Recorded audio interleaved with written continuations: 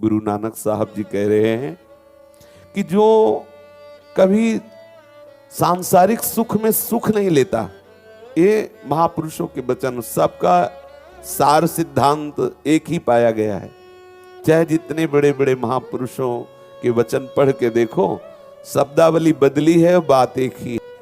यदि कोई दुख आ रहा है तो उससे दुख मत मानो। क्यों नहीं माने?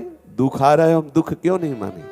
इसलिए नहीं माने कि हमारा भगवत स्मरण चल रहा है, प्रभु सुख समुद्र है, और बाहरी जो परिस्थिति आई जिसे आप मान रहे थे ये सुखद है, वो दुखद ही है। दुखालय में सुख है ही नहीं, तुम जान नहीं पा रहे थे, पर्दा हट गया तो दुख में दिखाई देने लगा।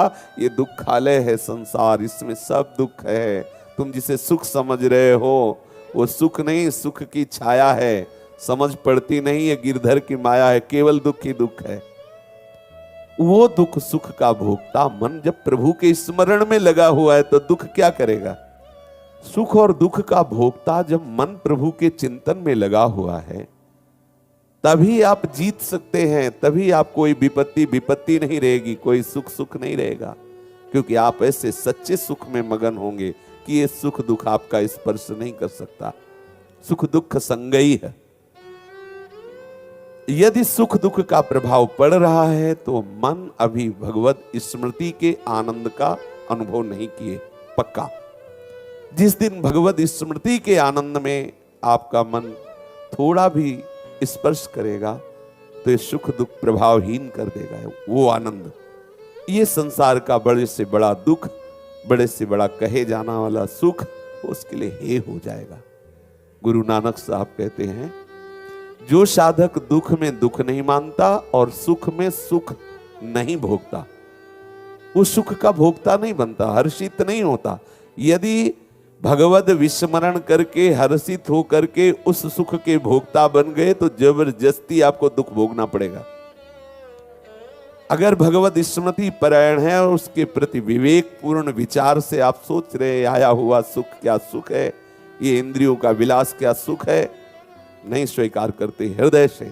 व्यवहार में भले बर्ताव में हो रहा है लेकिन हृदय से आप हर्षित नहीं हुए, आप भगवत स्मृति को नहीं छोड़ा तो आप सुख के भोक्ता नहीं बने।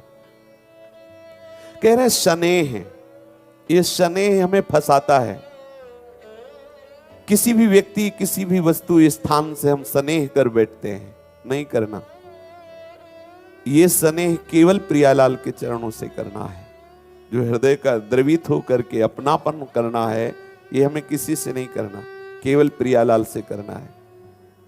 पहले नेति नेति स्वीकार करना होगा, ये नहीं है, ये नहीं है, इतना ही नहीं है, आगे बढ़ो आगे बढ़ो।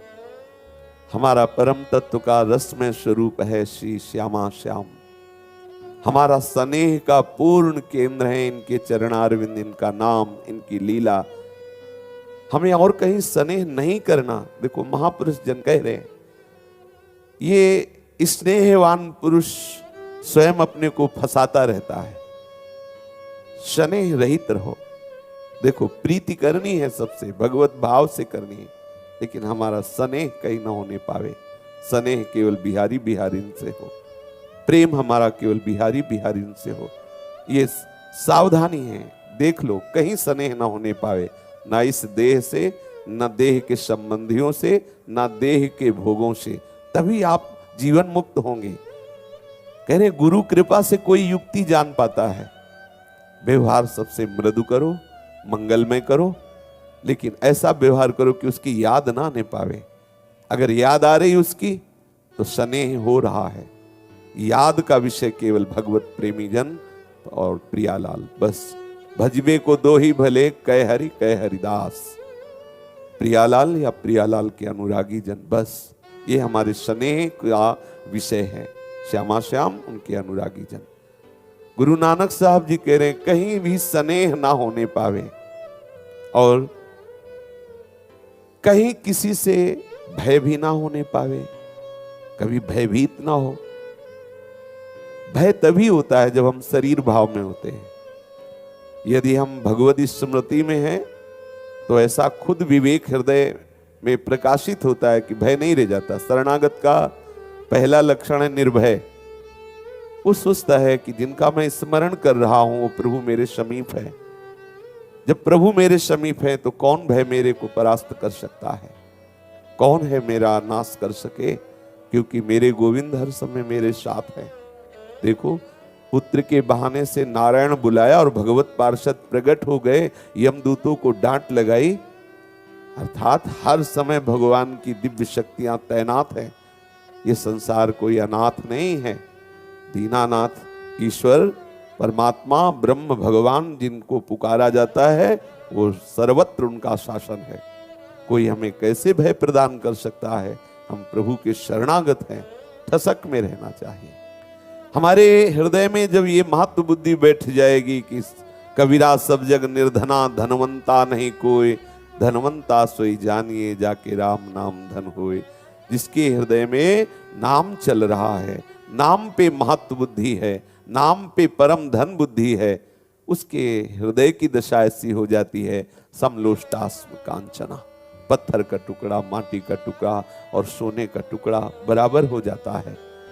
वो विवेकवान देखता है कि जब 4-4 लाख योजन के पहाड़ सोने के हैं, ऐसे जैसे मिट्टी के पहाड़, पत्थर के पहाड़, ऐसे स्वर्ण के पहाड़। क्या महत्व स्वर्ण का, हम उसको महत्व देते हैं, इसीलिए तो स्वर्ण का महत्व है। अब वो महत्व बुद्धि नाम पे कर लिया, सच्चिदानंद प्रभु के स्मरण में कर लिया, तत्व पे हो गई, तो उसके लिए सोना और माटी समान हो जाता है। पर ऐसा नहीं कि वो व्यवहार में माटी की जगह माटी ही रखेगा, सोने की जगह सोना ही रखेगा। वो तिजोरी में माटी नहीं रखेगा, फुटपाथ में सोना नहीं फेंकेगा। समझना है, उसके हृदय का राग खत्म हो गया। पर व्यवहार में यदि कोई भगवत प्राप्त महापुरुष है और उसके ऐसा, तो आपको लगेगा कि अगर इनको समलोष्टास्म कांचना की स्थिति प्राप्त होती तो ये सोना तिजोरी में, संपत्ति रुपया पैसा तिजोरी में क्यों रखते? क्योंकि वो तिजोरी में रखने वाली बात है। व्यवहार में वो ऐसे ही भेद करेगा जैसे समदृष्टि में वो पत्नी में, पुत्री में, बहन में, सब में एक ही भगवान देख रहा है। पर व्यवहार में बहन से राखी बंधाएगा, पुत्री के चरण स्पर्श करके आशीर्वाद देगा और पत्नी से अर्धांगिनी का व्यवहार करेगा। व्यवहार ठीक वैसा ही, ऐसा नहीं कि उसको ब्रह्मानुभूति हो गई तो जो पत्नी के साथ व्यवहार वही बेटी के साथ, वही बहन के, नहीं, व्यवहार ठीक वैसे ही होगा शास्त्र मर्यादा के अनुसार, पर चिंतन में एक ही तत्व विराजमान। ऐसे ही चिंतन में महत्व बुद्धि कहीं नहीं है, पर व्यवहार में जो जहां जैसा होता है वैसा ही व्यवहार करेगा। गुरु नानक साहब कह रहे हैं जिसके हृदय से मिट्टी और सोने के प्रति बराबर भाव हो गया है, अर्थात स्वर्ण का, धन का जो महत्व भाव है वो भगवान नाम में, भगवत रूप में, भगवत लीला में हो गया, तो ये सब व्यर्थ हो जाता है। नहीं निंदा, ना तो किसी की निंदा करे और ना अपनी निंदा सुनकर के नाराज हो।